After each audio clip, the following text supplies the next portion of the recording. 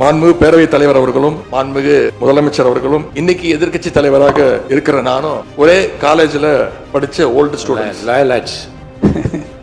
ஒரே காலேஜ்ல நாம படிச்சிருந்தாலும் அரசாங்கத்தை நடத்துறதுல திமுக தான் சீனியர் பேட்ச். இது உங்களுக்கு தெரியும்.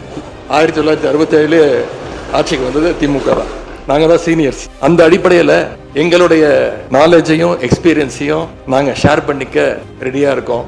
அதை ஏத்துக்க நீங்களும் தயாராக இருங்க. ஏன்னா நமக்கு எப்பவுமே தமிழ்நாட்டு மாநிலத்துடைய நலன்தான் மிக மிக முக்கியம். மாண்புமிகு பேரவைத் தலைவர் அவர்களே, நீங்க போட்டியின்றி தேர்வாகியிருக்கீங்க.